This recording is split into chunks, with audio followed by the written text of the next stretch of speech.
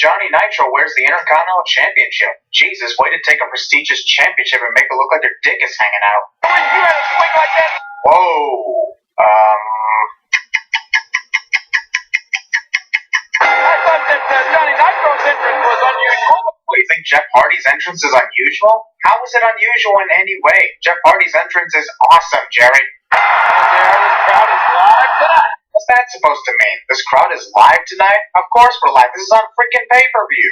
16,105. Fucks, I don't give about the number of people in attendance. Well, Nitro landing on his feet. Not really. Johnny landed on his right knee, which is clearly not a foot. The number one contender for the Intercontinental title. Ear-shattering scream. Sorry, I couldn't simply say ah for a scream like that. I think he's trying to challenge Carlito for the strangest hair here in WWE. Jerry Lawler acting like he's never seen a hairstyle like Carlito's before in his life. That's not a strange hairstyle, man. No, wait. She doesn't have a heart. Too far, JR. Too far.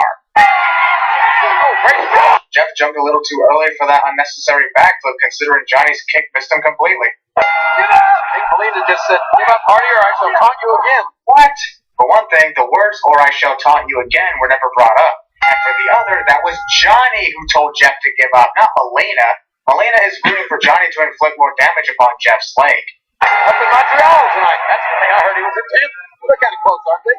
Jerry Lawler must have failed his geography classes in school because Montreal, Quebec, and Tampa, Florida are very far away from each other. What an idiot.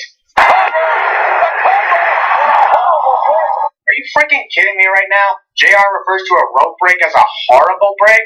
It's not like rope breaks aren't fair. It's Jeff's fault for hooking the inside leg rather than the outside leg. Victory due to outside interference is always a sin. Man, if only this reunion of Team Extreme was happier than the true reality of it. The spotlight shined upon Hell in a Cell, but let's wait 2 more matches until we actually lower it. This was just to fool the audience into thinking the Cell match was up next. We love trolling the audience 2006 style. Look at this guy. He's got the perfect face for Halloween. That's racist. Listen to me. It takes 5 seconds to finish saying listen to me for Armando Estrada, apparently. Undefeated. Undefeated. How can someone be undefeated at the same time that they're already undefeated? I don't get it. Armando actually believed that he could intimidate freaking Kane. What an idiot.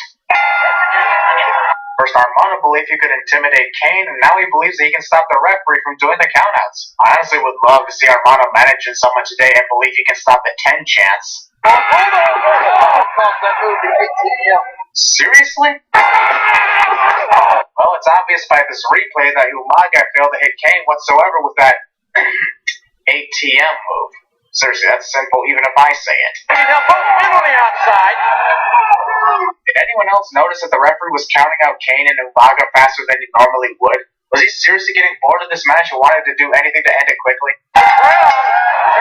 Well, since the match is over by means of a double countout, adding the post-match is all sin. Got Umaga reeling it. Legend states that Kane and Umaga continue their battles throughout the rest of this pay-per-view event. Here comes, watch us now. Oh! Vince McMahon's attempt at preparing for freaking Hell in a Cell is watching footage of himself whacking Triple H with a weapon and pinning him in a non-Hell in a Cell match. We just know he's going to get annihilated. Unlike the country of Canada that relies on its allies to do all the work. Ignorance of history. Also, fuck you. True, the Spirit Squad are all recognized as the World Tag Team Champions under the Freebird rule, but it gets confusing on who the hell's competing, especially since most of the time the selected participants aren't the ones actually wearing the belts and thus representing the team. Gotta end your place. Very bad idea to shout out what you're going to do and giving your opponent a 100% chance of knowing what's coming and figuring out how to counter you. Tag by slapping. Jesus, that seems pretty harsh. Awesome. Nice. Seriously, what the hell was that supposed to be? How does one keep score in a regular wrestling match? Like, I don't get it. There's no points or time limits in this match, so what's to keep score of? Hook the leg. I seriously don't understand why some referees decide to do a random fast count, meaning the wrestlers would get pinned in about 2 seconds instead of the usual 3. Kenny taking a moment to dance with Robbie before delivering the swinging neck breaker. Whoever starts randomly dancing before executing a move is honestly ridiculous in my opinion. Another cheap shot. How the hell was that a cheap shot? It was Rory who momentarily distracted Kenny, which prompted Kenny to attack him. That's not a cheap shot if Rory was asking for it the whole time. Sure, it looks semi-cool, but this gets sent because Kenny obviously jumped on his own accord and decided to injure his own partners at the Spirit Squad. That move's originally called a face buster, but considering Mikey had grabbed Rory by the beard, might as well call it a beard buster. And now I sound stupid, as usual in these videos. I think we just heard DX's death sentence. When a McMahon wants to fight you inside the cell, it's kind of obvious who's getting the death sentence. That young man doesn't look too intimidating, does he, JR? Shane McMahon ain't ever afraid of taking risks. Of course he's not intimidated by the cell. Did you not see the time he jumped off the Titantron? He was a little kid, he got mad because the jump-off machine didn't take credit cards. What? The cameraman injured seriously. So the cell stays up while Vince, Shane, and the Big Show make their entrance, but decides to close down before D-Generation X even makes their entrance. The cell is addicted to DX. 45 seconds of waiting for DX's music to hit, and the music only hits because Show's getting impatient here, just like me. Too much. Oh, look at this. The fact that Show is restraining Vince from making a move on Hunter and Shawn proves that he has completely zero faith in his teammates at all. Not that I blame him, but still, they're your teammates, dude. Let them fight if they want to. It's freaking Hell in a Cell. Well, since the double low blow occurred before the match even began, adding in the pre-match assault sin. That's a first. Never put that sin before a Hell in a Cell match literally inside the cell. There's no disqualification. It goes without saying. Then why did you even say it if it goes without saying? When I hear the "you screwed Brett" chants, it's honestly hard to tell who the fans are chanting at, considering both Shawn and Vince are in this match on opposing sides. Wow. Loud and clear as day, Shawn just told Shane, over the top. What do you bet that he's going to throw Shane over the top rope? Yep. Got his butt tonight. DX are dicks to, the Big Shows? Whatever. Shawn actually wasting 15 seconds of time debating about punching the referee. He must be possessed or something inside the cell. Jerry, the match is called Hell in a Cell, but the structure itself is just the cell. It honestly sounds dumb saying thrown right into the Hell in a Cell because ain't the hell supposed to be the carnage inside the cell, not the cell itself? You're right, Jerry. It doesn't have to be like this. This is too soft for a Hell in a Cell match. There's gotta be some kind of rules in this thing. 9 years of intense and hardcore Hell in a Cell matches, and Jerry Lawler is still questioning the possibility of rules. To start with, Show has delivered his knockout punch, yet Hunter isn't even knocked out from it. And Show is much more bigger here than he is now, so the punch should have more effectiveness here. And yet it doesn't. You missed. The Big Show. Show is a dick. Just tossing Vince across the ring as an attempt to get him out of harm's way. Ow, my hands! And there's somehow not bleeding from that. WWE. Drunken punches. Past the corner, no return. Show yelling, watch this, like he's a kid on the playground about to do a regular jump and telling his parents to watch first. Breaking his kid. Copyright infringement. That coast to coast hurt so bad, a dramatic whip of my hair backwards is in order. Just making sure you're definitely deaf. Cool? Out this coast to coast one more time with Vince. By saying that, Jerry pretty much said that it was Vince that gave Hunter the coast to coast instead of Shane. And this was the third replay of it too, and he still messed up on who delivered that move. Vince is disturbing, holy shit, that was awesome face. Gross. Now we got blood on the freaking camera. The moment when someone prevents his opponent from being pinned because he's having too much fun is the moment where we know he's not going to win the match due to his own arrogance being his downfall. There's certainly gotta be. We're gonna be here all night, aren't we? Impromptu Kiss My Ass Club segment. Also, the entire existence of the Kiss My Ass Club. The Big Show's, oh my god, I just crushed my own partner and now I'm definitely losing my title in the near future along with a year and a half away from the WWE face. How Show's testicles are still functioning after getting them hit 5 or 6 times is beyond me. You have to grow a new pair. That's possible. It's not. He's totally fucked. So I'm guessing Hunter putting the chair around Shane's neck was a complete waste of time, considering Shawn didn't even connect the elbow with a chair at all. He hit Shane's chest just below the chair, missing it completely. Hunter is addicted to stairs. Right now, you guys are expecting me to remove sins for this moment when DX shot Vince's head up Show's ass. My answer? Hell no! That shit's disgusting. Doesn't matter if it was a historic moment, because not all historic moments are worth sin removers. Easily breakable sledgehammer is easily breakable. They may have signed their own death certificate, but they have turned out to be just the opposite. And you're surprised? Trish Stratus's homecoming and final entrance of her full-time career was awesome to watch. Sucks when you trip during the entrance of your retirement match. The match by count out, so she could... How Lita did not see that coming after watching Trish the whole time is beyond me. Sure, that's Trish's signature taunt prior to connecting the Stratusfaction, but she did it for too long, and that was likely the reason she failed to connect. Monologuing is always a villain's greatest weakness. Lita was already starting to fall before Trish could even connect with a roundhouse kick. Happy that I got to witness Trish's retirement match at this event and her final women's title victory. Removing 10 sins is a thank you to a wonderful career at Trish Stratus. Unless you're Canadian, in which case you don't have much of a life. Fuck you! Randy Orton became the youngest WWE champion in history. Wrong. The youngest WWE champion is Brock Lesnar. The youngest world heavyweight champion was Randy Orton. Get your facts right, JR. They're not, nor will they ever be, the same championship. The great Carlos Colon. Randy Orton, Trish Stratus, a bitch. And tonight isn't the night for the commentators, continuously messing up their sentences. Never knew that Randy Orton called Trish Stratus a bitch. Whatever that means. Carlito's phrase is that he spits in the face of people who don't want to be cool, but he still decides to spit in Randy's face despite Randy trying to act cool backstage. Carlito attempted to mock Randy's signature pose, but ended up mocking King Booker instead. Wrong wrestler, dude. Oh, yeah? Carlito hits a moonsault and then decides to wait about 5 seconds before going for the pin. Not really a good idea to do that. And Orton bleeding from the mouth. It's like the 5th or 6th time in 1 minute that JR mentioned Randy bleeding from the mouth. It's as though he never witnessed someone bleed from the mouth, or he simply likes reminding people that someone's bleeding from the mouth.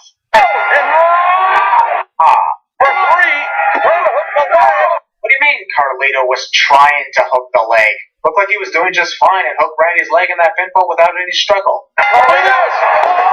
And here's 3 sins removed for that amazing RKO out of nowhere.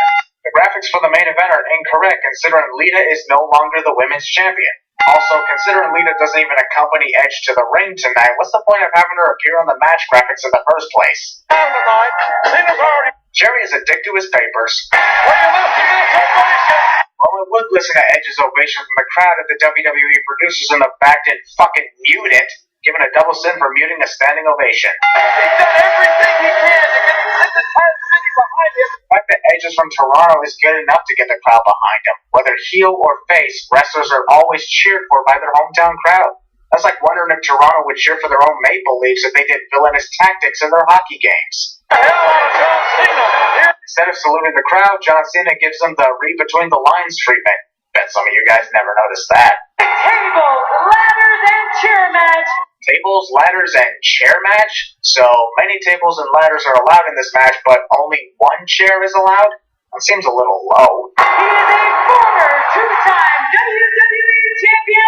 Why John's WWE title resume was brought up when he's not even the champion is beyond me. Like, what is the whole point of that if the ring announcers never do that for every other challenger that's been the champion before? The big epic TLC main event is about to begin, yet this asshole right here prefers to talk on his phone instead. No pinfalls, no submissions. We know. Edge just never lost one. Well, I got the feeling that JR just jinxed Edge's undefeated streak in TLC matches. Could be wrong, who knows. And Cena! Copyright infringement? Somewhat? Close enough. Ring post spanking. Hey, Edge got 2, Hey John, let's play musical chairs for a while. Sammy goes into a WWE ring. What the hell is a WW ring? A World Wrestling Ring? Or is this a name for another wrestling promotion? Look at him sitting at the table on that chair. What? What? Seriously? First JR fucks up by saying Edge is setting up a table, but then he corrects himself. by saying Edge is setting up a fucking chair. I am adding in 2 cents for the table botch, then another 2 cents for the chair botch. He literally said anything but the ladder. Also, first ladder introduced is too small to reach the prize cliche. Edge is so Ow, my hands! Wow, JR is really botching a lot tonight. Almost was about to say that John Cena drop-kicked the ladder back into John Cena's face. John is addicted to Edge's... shit, I don't know what to say in this case. I usually say the first and last name, but I can't in this case. You guys suggest what to comment for that, Sin. You failed big time. Damn, that was awesome. Don't you agree? Very creative of Edge. Right through the table by your logic, right, JR? Damn, that STFU with Edge sandwiched between the ladder was hardcore, and I'm removing a couple cents for it. I guess John got a little bored with attacking Edge and decides to execute the FU on the ladder instead. Sure, the intention was to get Edge, but it still looks weird to see the FU performed on an inanimate object. Yeah, I know what I said. Shut up. The fuck is that referee doing? Randomly getting chairs to the ring. Also, the referee shouts, "Hey," to Edge for stealing one of the chairs from him. Wasn't your intention to get the chairs in the ring from the start? If so, why bother telling Edge off for taking one in a freaking TLC match? Edge is not even considering the fact that one of John's legs is away from the table, which means that he can easily get out of the way from whatever Edge is going to do. Edge is a veteran of this match and never lost, so he should know about that. Or attempted a repeat from WrestleMania 17. Sorry, Edge, but nice try. to the point he just doesn't give a damn what happened to Edge. You mean John actually did care about what happened to Edge earlier? That is 100% doubtful from my point of view, considering John wanted to destroy Edge in his own match. Softest chair shot I have ever seen. Wow, instead of unstrapping the title, John actually turned it around just to make sure that it was the WWE Championship. What did he expect would be up there? The Women's Championship? Watch this! Thanks to that bitch leader! Man, I miss the good old days where even the commentators could refer to the women as bitches whenever they did something that seemed unfair. I'm actually removing a sin for the way Jerry said that, to be honest, because it was funny. Edge attempted to crush the referee who shouldn't have been heading to the ring in the first place. Lita ending up costing Edge the chance of winning and potentially the match too. That had to sting more than the table Edge just smashed through. That table was obviously drunk.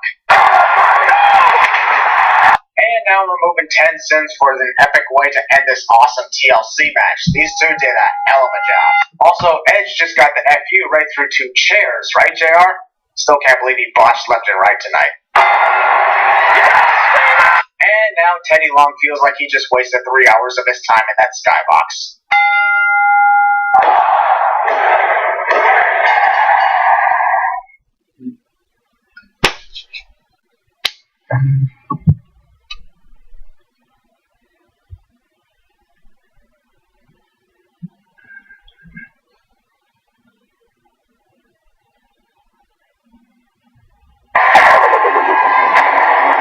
Challengers first, from Cameron, North Carolina, weighing 225 pounds, Jeff Hardy! Next from Greenwich, Connecticut, weighing 255 pounds, Triple H! Another opponent from Toronto, Ontario, Canada, weighing 241 pounds, he is the current WWE Champion, the Rated R Superstar, Edge! Referee Chad Patton signed this contest. Tonight's main event, remember the rules. They are very simplistic, but important to know. No disqualifications in this match. There can be no countouts. And the match will continue until one man scores a pin or submission. And look at the Jeff Hardy going in for the man that 65% of you believe was Sullivan Hardy in Baltimore. In the hotel. And maybe that's why Jeff Hardy was in hot pursuit of Edge from Jump Street here. Jeff Hardy with a quick start looking to end this early. Remember, as the rules we've stated, the champion doesn't have to be involved in the equation whatsoever to lose his championship. See, Jeff Hardy. I mean, you're predictable one himself. Jeff Hardy has some significant trusting now, and momentum coming into this matchup. And Jeff Hardy's building confidence. And Hardy teamwork. And Jeff Hardy looking for a cover. And the first cover of the match created by Jeff Hardy. Let's not make a mistake. I'm sorry, JR. I mean, Triple H not saving Edge. Triple H can jump on a roll here. Triple H wanting to stop the pinfall. Otherwise, the match would have ended. And then he gave him a left hook title. Putting like a set-piece situation. First pin, first submission wins it. That's simple. Wow. Jeff Hardy had his back to the champion. Not good advice, quite frankly, in hindsight. And the rated R superstar making the risk taker pay. Well, you got to have your back to somebody in this matchup here constantly. It's a triple threat. There's three men out here, every man for himself. You're the man, the champion of Triple H. And Jeff Hardy joining them with that risk-taking mantra of his.